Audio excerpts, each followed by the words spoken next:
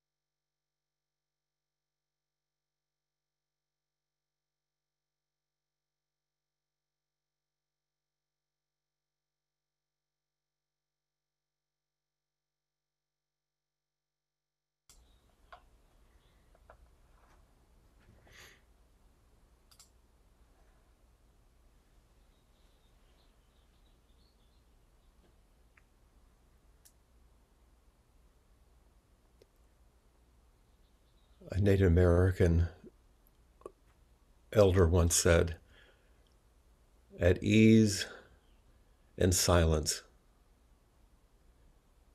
the warrior can stand firm and unshaken by the storms of life." If you ask him or what silence is, she will say, "The great mystery."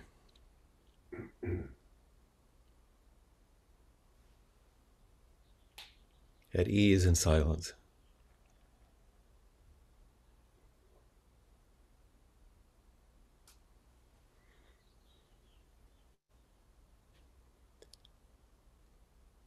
And the great Spanish poet Pablo Neruda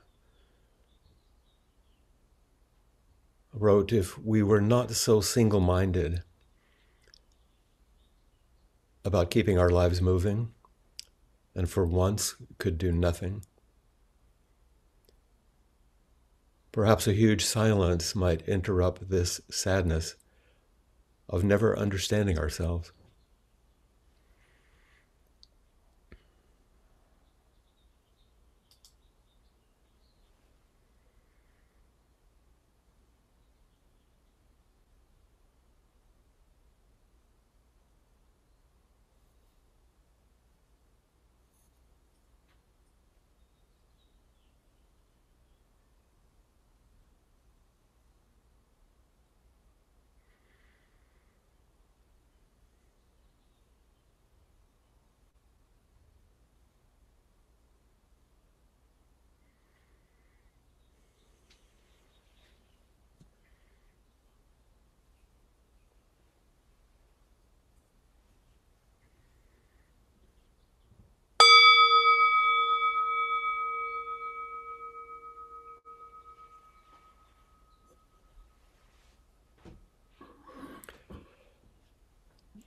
You'll enjoy something unusual today, is the people who I'm with, you'll be able to hear their voices.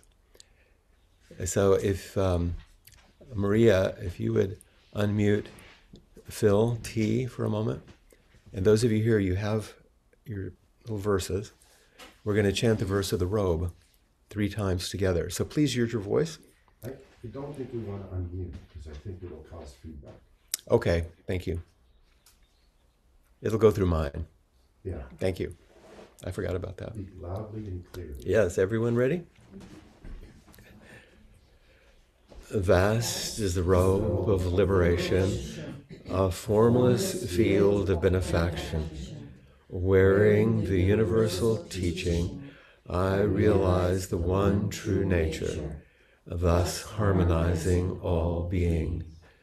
Vast is the robe of liberation, a formless field of benefaction. Wearing the universal teaching, I realize the one true nature, thus harmonizing all being. Vast is the robe of liberation, a formless field of benefaction. Wearing the universal teaching, I realize the one true nature, thus harmonizing all being.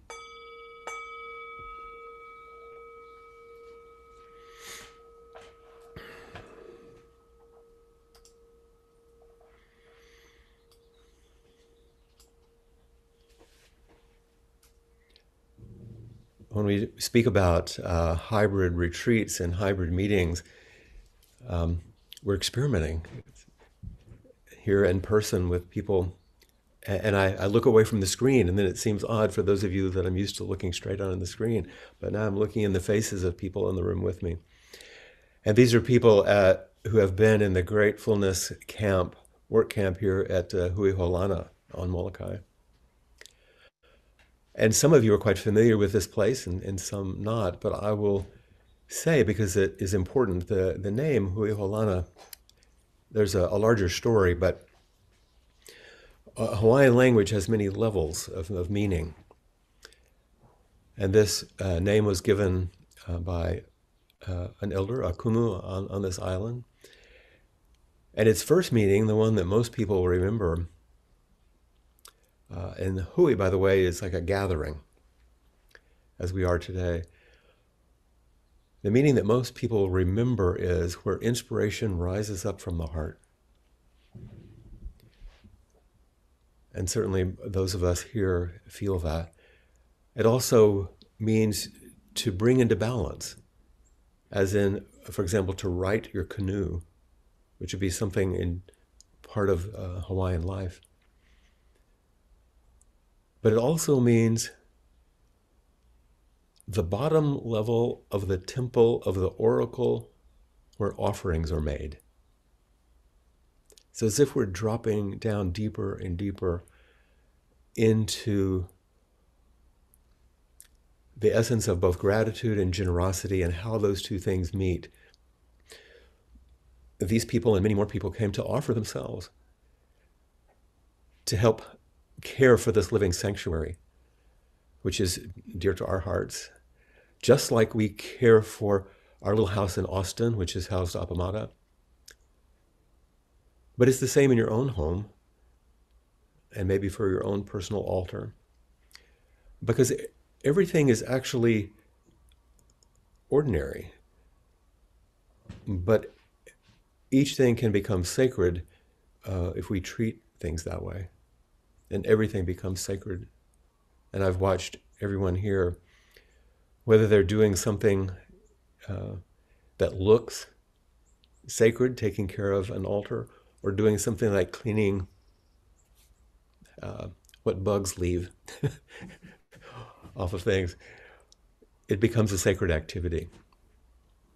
And we've been embodying this practice through our shared generosity, nourished by our shared gratitude.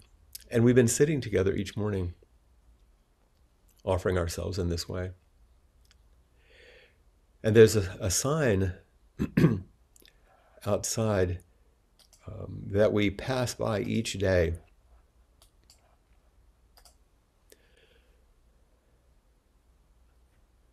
Kuahulea mana, where the soul's best is offered.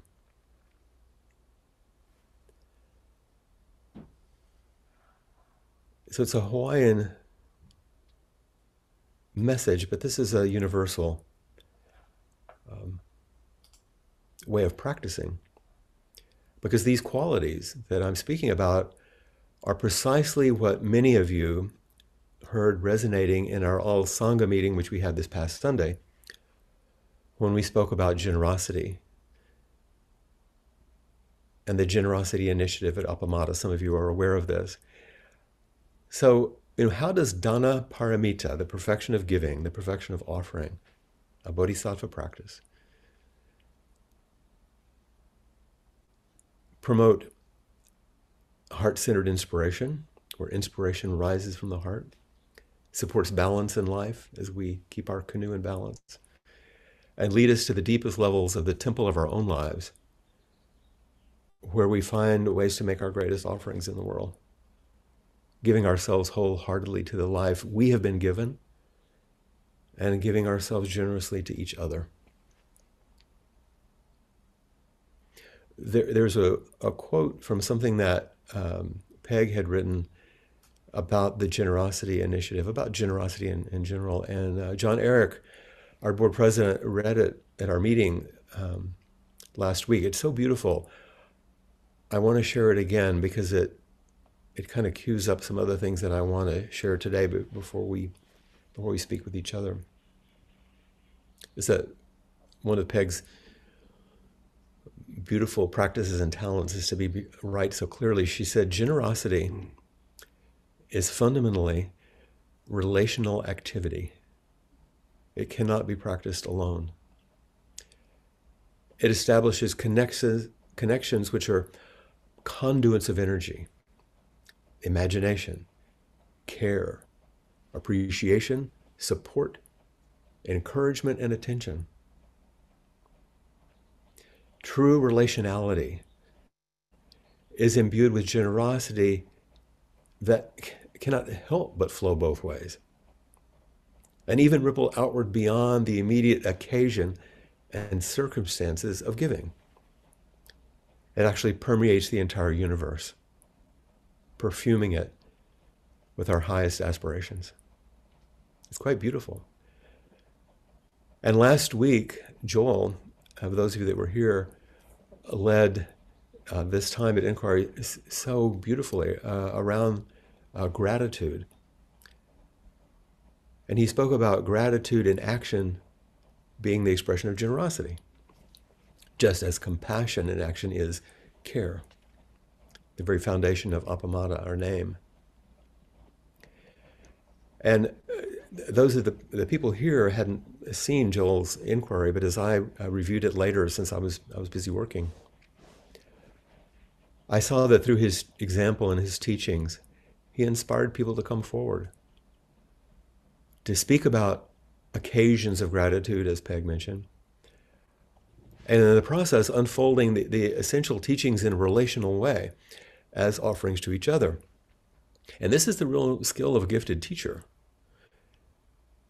to allow students to discover and express the Dharma on their own, as their own experience, and then pointing to this emerging wisdom and compassion as their own.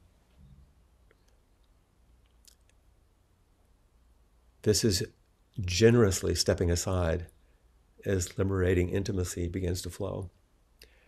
And I'm going to name a couple of things that happened last time for those of you that weren't there. And it's a little bit looking in the rearview mirror, but it was so beautiful. It's worth mentioning as we weave generosity and gratitude together. It started with Jessica talking about the impact of Joel's gentle presence on her own life. And we're all aware of this, how someone will be kind to us and care for us and meet us in a way that's unusual and touches us and opens us. Gail then came forward and talked about the simplicity of the most ordinary things, like someone doing all the driving, made such a great difference. It doesn't have to be grand. Bob followed by talking about how kindness sends out ripples, like Peg spoke about also. You may never know what you offer, how it will touch someone, and how it will make a difference. And Joel mentioned that his own good fortune in his life with his family felt like, I loved his image. He said it was like standing under a waterfall of kindness. And I think those of us here sometimes feel that. Wayne talked about something that resonated with me, this hoping to do well in your offering, like I am right now. Oh gosh, I hope this lands. I hope this makes a difference. And ultimately having to surrender to accepting himself and his own offering and allowing it to be enough. And this is the great turn of gratitude and generosity through humility and care. We realize we're not going to change the world, but we can meet this world that just keeps on changing and help each other. Lisa so kindly expressed her gratitude for Joel's intimacy and vulnerability. I see people in front of me right now holding hands, reaching out to each other. Because it's by sharing our own hearts, not talking about things, that touches us. And when Joel talked about his brother's untimely death early on from an aggressive cancer, so many of us here have been touched. Not just touched, slammed by such a loss. But then he spoke about how it led to the eventual adoption of his son. And once again, a beautiful natural metaphor. He said, it felt like being struck by lightning of good fortune. And then Darcy, no stranger to unspeakable loss, emphasized that she could feel her own gratitude shifting from gratitude for something to gratitude without an object. Just the aliveness of gratitude. Suzuki Roshi once saying, just to be alive is enough. Realizing that we only exist because of everything else. Everything in the universe allows us to live. And at the same time, we have to accept that we live in the midst of it all, the whole beautiful, remarkable, chaotic, horrible universe. Everything. even those things we don't choose. And Joel reminded us that we don't have to turn our back on these difficulties and these pains, even crushing grief, in order to allow ourselves to experience the full impact of gratitude. And we've had many teachers this week here speaking about that, in particular my good friend Tina, not turning her back on what's difficult and inconceivable, and yet allowing the gratitude to flow into that space. I thank you for that. Lastly, Rosemarie spoke about Joel making things safe. She said, for me to be me. And she told a story in which giving and receiving turned out to be the same thing. As if I've shown you this image before. If I hold up a bowl and hold it out, what does that signify? And some people will say, well, offering. Well, but it's also receiving, isn't it? It's the same thing. And that beautiful line in the monastic meal chant, no giver, no receiver, no gift, where things fall away. And we're just, for example, here, just working together, just living together, just cleaning up together, just resting together, walking together. So generosity and gratitude start weaving together. I think sometimes with this kind of approach, I feel myself, as Camus said, living to the point of tears. That sort of shaky vulnerability of, how is it my good fortune to live this life? So I want to offer something back. So gratitude is a natural expression. But it isn't a self-centered thing. It's full of humility and a sense of care and intimacy. This is actually what's meant by liberating intimacy. It's what it's meant by love. And it's what our connections in inquiry have always been about. And it's the foundation of the new generosity initiative at Appamada. Remember, I've said before, I think we come back again and again to inquiry, to our groups, to our sitting. There's so many reasons we can think of. But I think at the bottom, we tune in and we click on the link again and we gather together like this over and over to just simply be reminded that it can be this way, that we can live this way. This is possible. Through generosity. And inquiry has always been offered simply by donation. We've never asked for anything. And in doing so, it's become the most widely received offerings through Appamada around the world.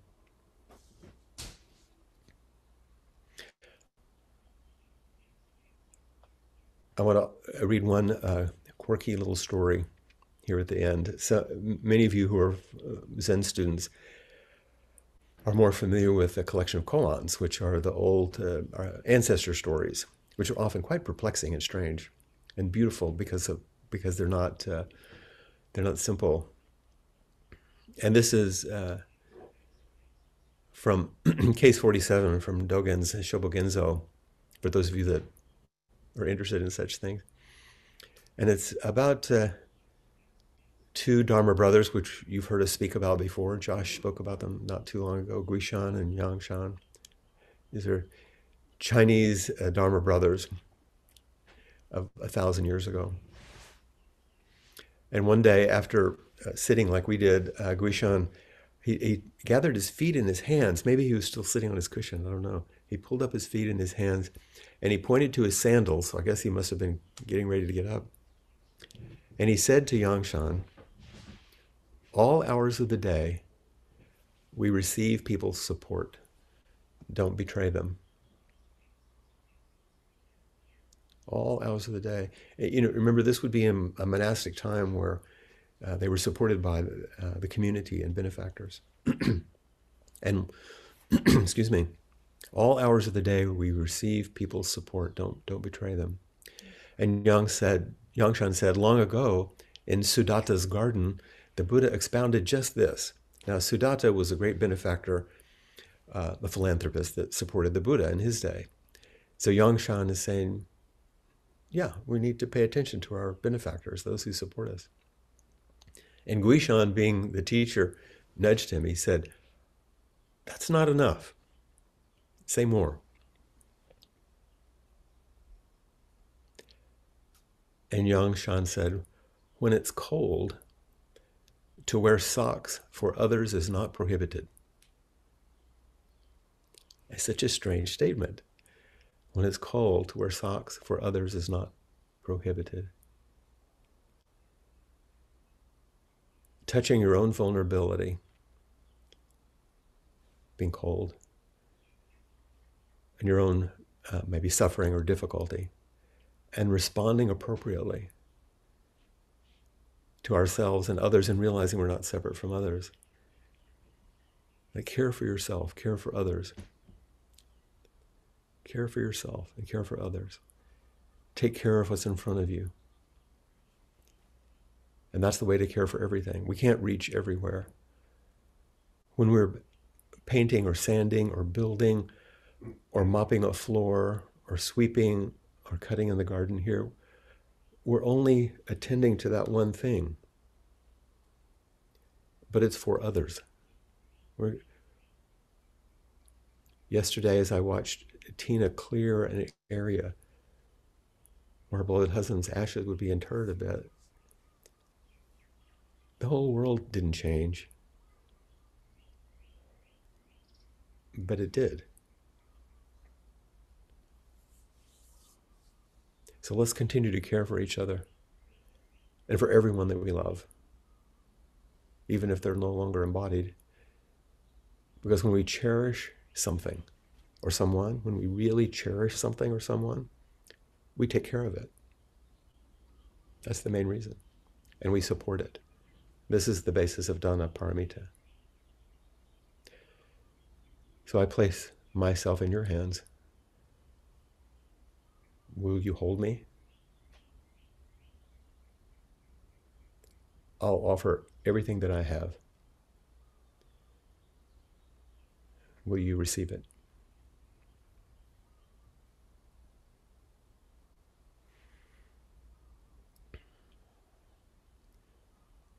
So I think most of you know where the little button is, if you'd like to raise your hand and come forward. And that also means that anyone here in the room can actually come up and sit next to me and we can talk if they have questions or comments to make, and I invite them to do so. They might be shy, just like you feel shy sometimes, but please come forward and offer your questions, your comments, your reflections.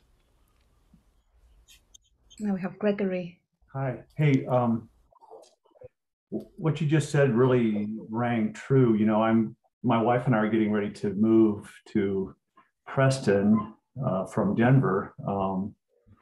And over the weekend, just this last weekend, we had a going away party with some of our neighbors and some of my Dharma brothers from our Zen center here in Denver.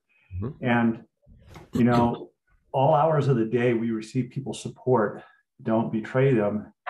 Two of the people that came to our party were people who came to my bedside when I was having a bone marrow transplant a couple of years ago. And so leaving them is just really, really hard. You know, I mean, I know life goes on, and, you know, my wife and I are going to have wonderful adventures where we go next.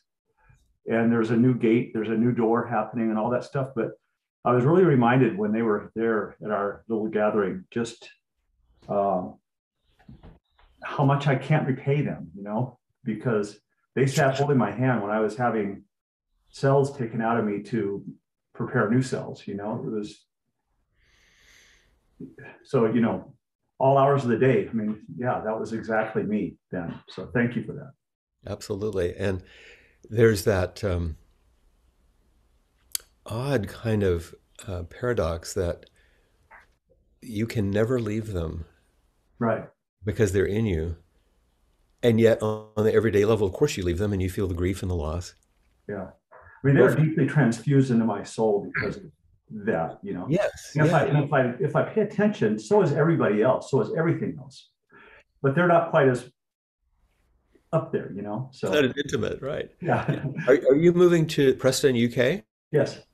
That's right. That's right. So you'll be closer to Maria and some of the other folks there. Yeah, I'm looking forward to it. Very much I am, but I'm also sad. Of course, of course. I really resonate with that, having left Austin and come here.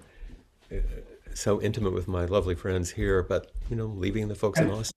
and this is why I'm so grateful to be sitting with all of you now, because I feel like as I'm loosening some of the connections I'm having in Denver, I'm starting to grow them, with all of you, and I appreciate that. So thank you. And I'll be quiet now so somebody else can talk. Thank you very much. Thank you, Gregory. Yes, we all help each other bridge. Say, Bonnie. Hi, Flint. Hi there. We just had someone here from Madison. Oh, Yeah, sweet. that I'd not met before. She's turned out to be from Madison, so it's great. It is great. Um, so as is often the case, your offering just hits home in many, many ways. And what I want to bring to you is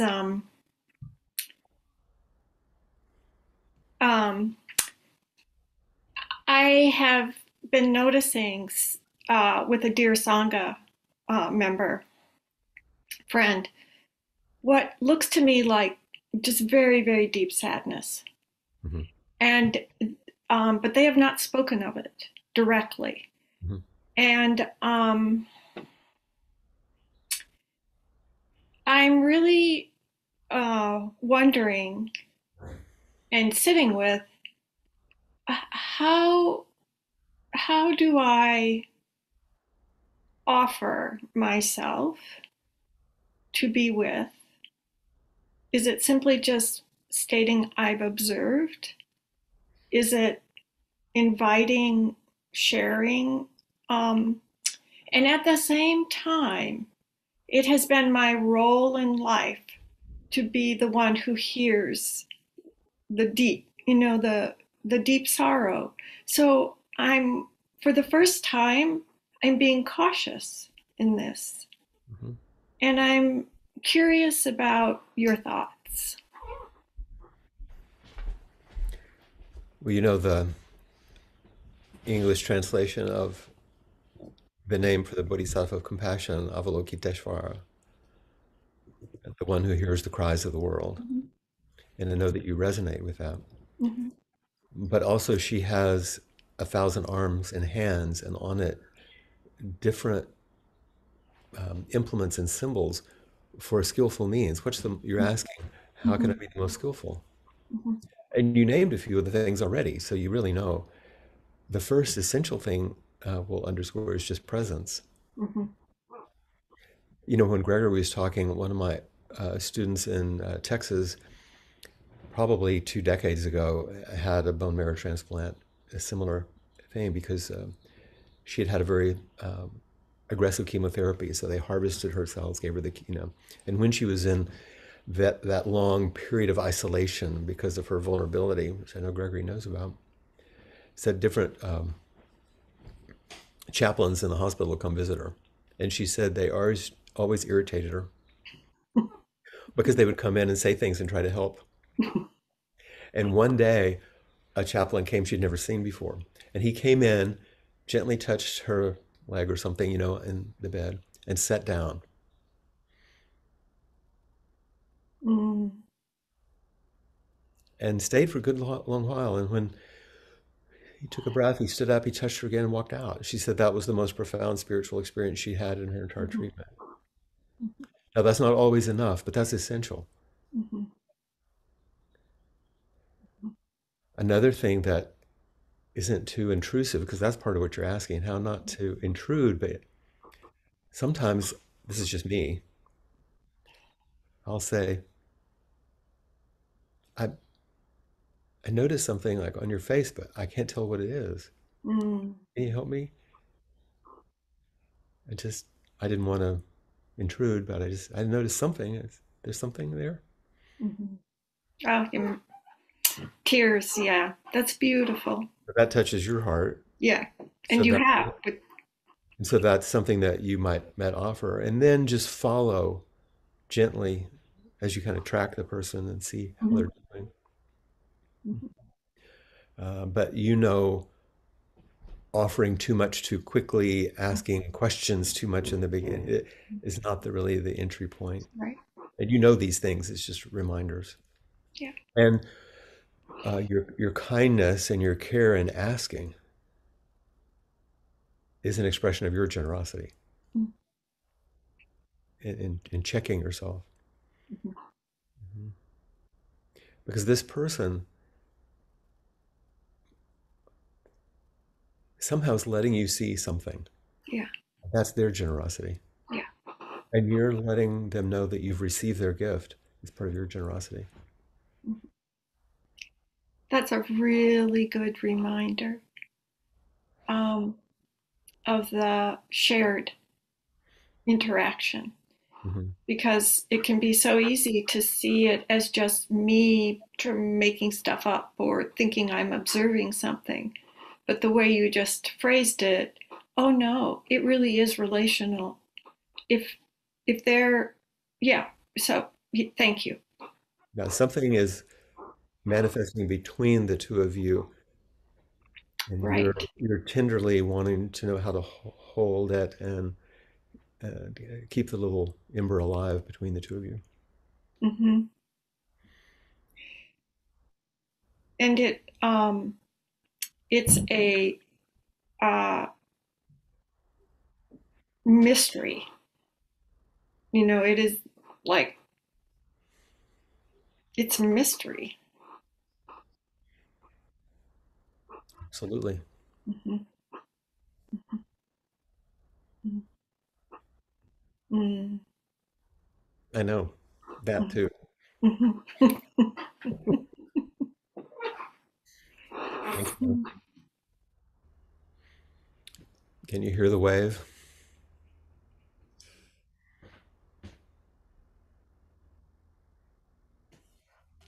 Now we have Lisa.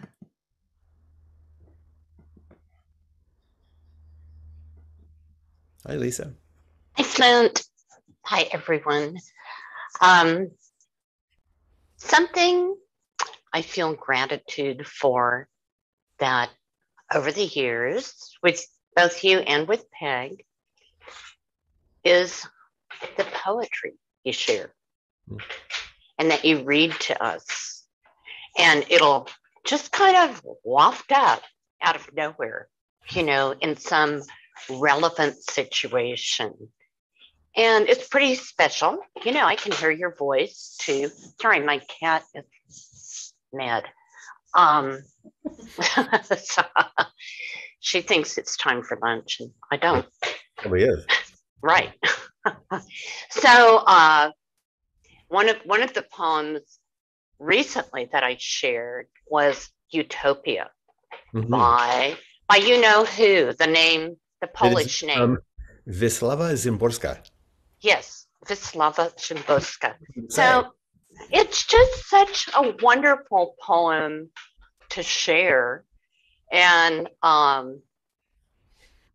there's so many people. Huh? Where were you sharing it? Oh, let me see. I shared it with my neighbor here. I live in a co-housing community. I shared it with my neighbor who's only been here a few months and who's impatient because she wants to do wonderful things. And she's not sure she's having enough effect. Or this is after a few months, or whether this is the right community, or whether there might be a better community, or there might be some better way for her to be spending her time. And she said, well, you know, maybe I have idealized the way things should be. Maybe. And I thought, well, yeah, maybe you have. So, Lisa, do you want me to read it to you? Oh, I would love it. I would love it because I think I've got it and then I don't. That's because it's a poem. Yes, and it works on me. That's right. If it's a good one, it'll keep working on you, right? Yeah. Yeah. It's an interesting poem because I'm not necessarily going to screen share it, but it's the way some of the words are capitalized is interesting. And for those of you that don't know, the poem Utopia is obviously suggesting something.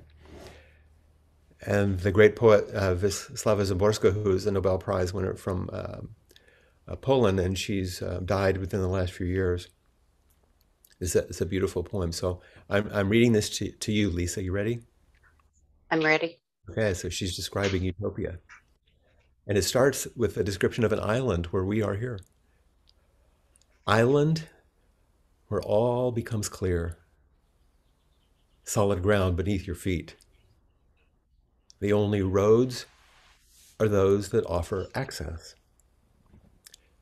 Bushes bend beneath the weight of proofs. The tree of valid supposition grows here with branches disentangled since time immemorial. And the tree of understanding, dazzlingly straight and simple, sprouts by the spring called, now I get it. The thicker the woods, the vaster the vista, the valley of obviously. If any doubts arise, the winds dispel them instantly. Echoes stir unsummoned and eagerly explain all the secrets of the worlds. On the right, a cave where meaning lies. On the left, the lake of deep conviction. Truths break from the bottom and bobs to the surface. Unshakable confidence towers over the valley. Its peak offers an excellent view of the essence of things. For all its charms, the island is uninhabited, and the faint footprints scattered on its beaches turn without exception to the sea, as if all you can do here is leave and plunge, never to return into the depths, into unfathomable life.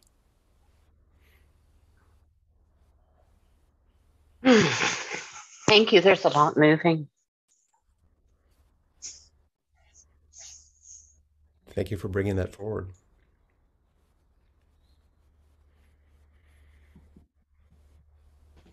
Into unfathomable life.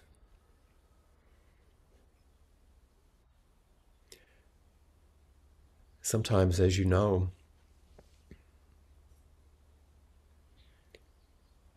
it's important to allow and to tolerate and enjoy the silence.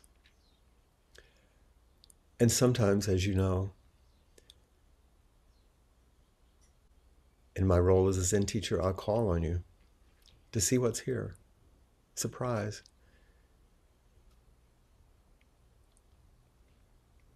And I feel drawn to call on my friend, I know it's a surprise, Ed Sanctious from Kauai.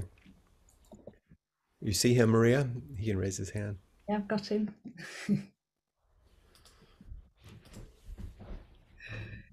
She'll unmute you. There you go.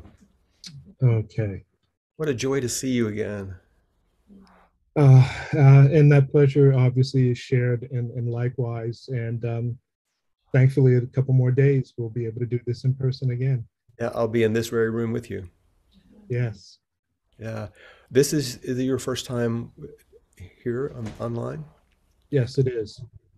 How's it moving?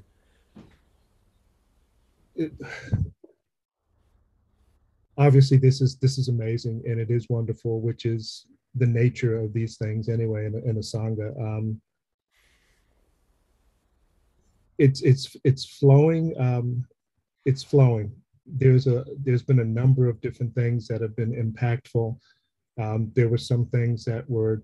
I'm going to go back and listen to it again because there was so much to absorb, and it's obviously quite amazing how things, the synchronicity of things.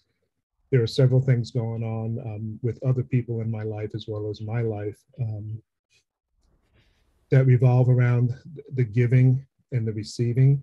Mm-hmm. And of course, there was conversation about that today. some elucidating, some confirming. So the perfection of being in this greeting, in this sangha at this time with these people, of course, is perfection.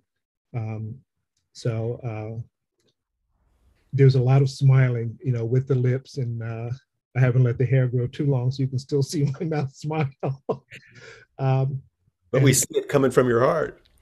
That's what I was going to say. There is an incredible fullness in my heart right now. And that sometimes gets hard to express with words. But I just want to acknowledge that and share that. And as you know, there's been more and more writing with me, with my imaging, poetry. And that one last poem that you just read, there was something that I had recently posted, and I won't go into the long story about the background behind it, but what you just read, the last line of a poem that I had posted with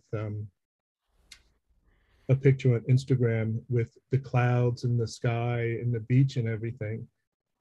And the last line of that, when you finish reading that poem, the last line popped into my head, and it made a transformation was suggested. The last line of it was, "I don't know," which was repeating a refrain. Mm-hmm. And after hearing that poem, what came into my soul was, instead, that line should be now, "No need to know." Mm-hmm. And there's no requirement. Pardon? There's no requirement.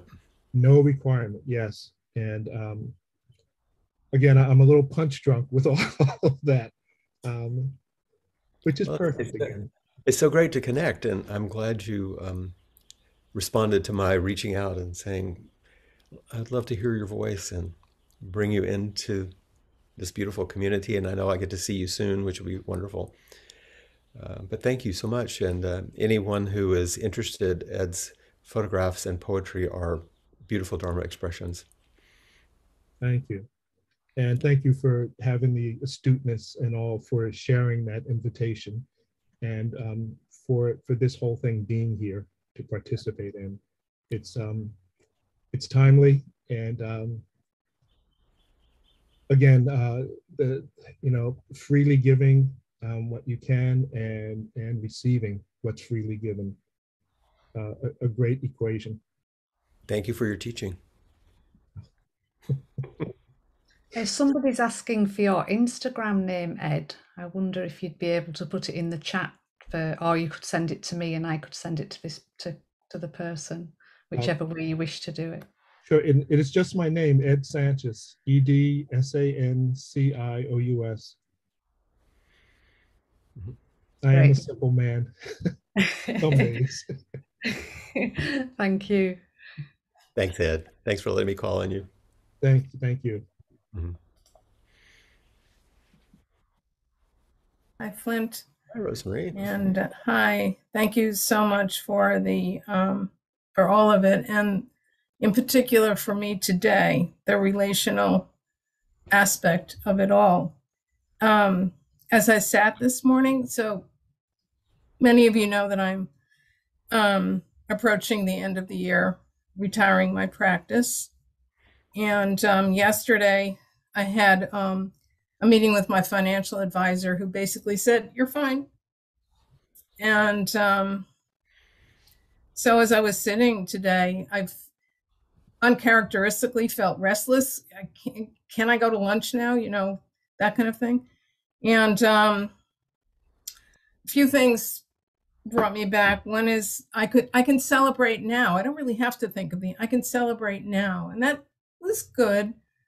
But then the upsetting thing was, I don't think I can do this alone. And then I thought, well, you can feel like you're alone, but you're really not.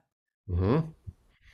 And I'm trying to incorporate that reality, because my feeling is a misperception. Yeah, you can feel lonely, and you're never alone. Yeah, and I feel so great. So I feel so grateful to you and the Sangha and all my Dharma friends this year and a half has been, real preparation to be held into this next transition. It doesn't take the fear away, but it relieves it a lot to think of what's really there for me to receive. Yeah, you're being held. Yeah, I'm kind of getting it. So that's helpful, really helpful for the fear. Thank you. So, in our morning circles here over the past week, when we would speak, one person would bring a prompt or something each morning just for the group, and on Valentine's, of course, we were asked to say one word that came to our mind about Valentine's, and the one that I said as we went around was a rose. And I thought of you. Thank you. Rose, you're red, so you were there even though you didn't know, but that's one of the ways, see, you're never alone. Yeah, I'm getting it. Yeah. Thank you so much. And thank you, everyone. You're welcome. Thanks.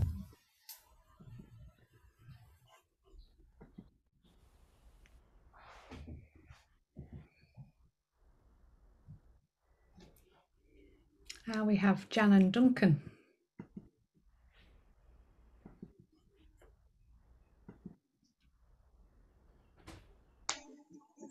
Good evening. Hello, Flint. Lovely to meet with you. It's me that raised my hand. Dan. But buy one, get one free. I know, I do. I wanted to express my gratitude for this community, for the poem that Liz Tucker shared 2 weeks ago. Oh yeah, the swaha about the fire. The swaha. You were saying earlier about how we don't know how ripples move. How we affect and other people, and how that talk that Joel had prompted Trudy to offer a talk to our group on gratitude, and then in a breakout room, myself and 2 other Sangha members talked about Swaha and how they'd been touched by that too. And it feels such a, I've heard the term before, but it really touched me in a way, so be it.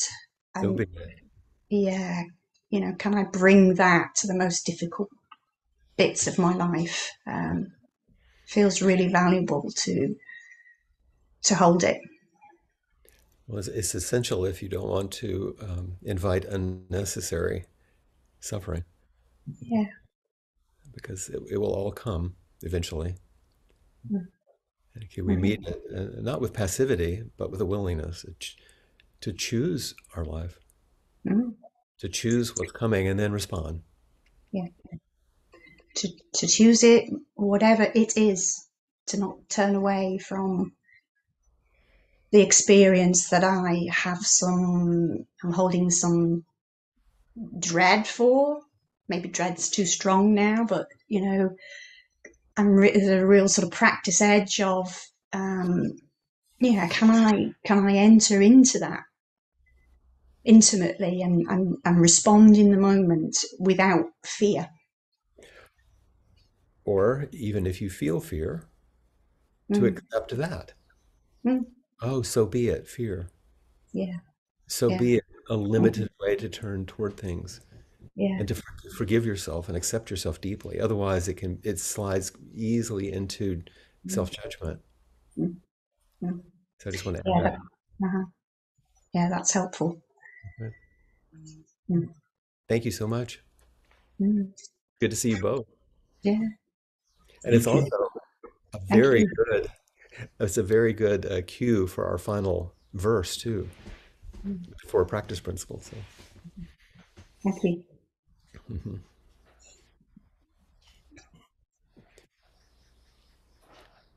So I'll cue up my local people who chant with us.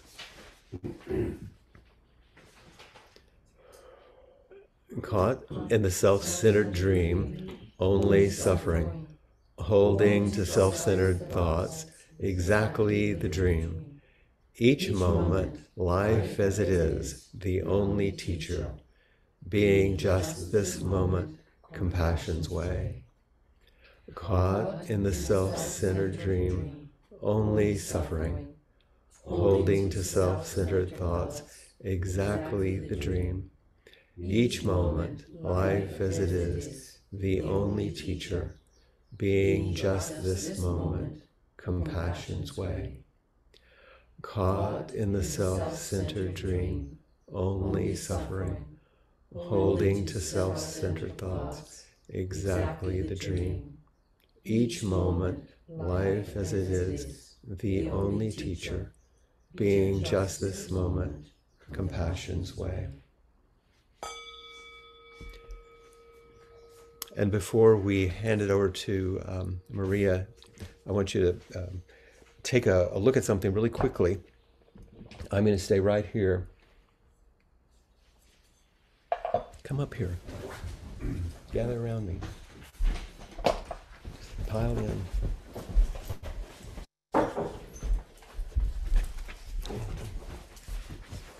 So you can see who you've been with. They've been able to see you.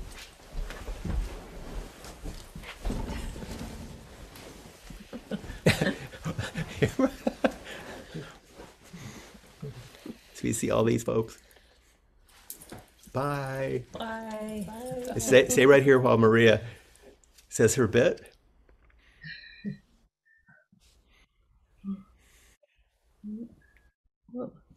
Go. Hang on, I think I'll keep you on spotlight as well because it's just such a lovely image for everyone to see. Well, thank you everyone for being here, and thank you Flint and everyone that's with you for making the verses sound so melodic. Hearing all your voices together was just— You can hear us all? Yeah, it was just beautiful. It really resonated, and yeah, it was a lovely thing. So thank you so much for that. And if you'd like to make a contribution to Appamada, please do go to the website at appamada.org. Oh, I've lost my train because I'm just looking at these beautiful people. appamada.org/contribute, and there you'll find an opportunity to offer dana to teachers such as Flint and Peg, and also to sign up for a monthly contribution to Appamada, or a one-time contribution, whichever you feel you'd wish to do. So thank you all so much for being here. It's been lovely, and it's just lovely seeing all those faces. Thank you. Thank you. And if you'd like to continue to meet and share, please do stay right where you are, and we'll continue to meet for a further 30 minutes. So I look forward to seeing some of you. Thank you all so much. Bye, everybody. Bye. Bye.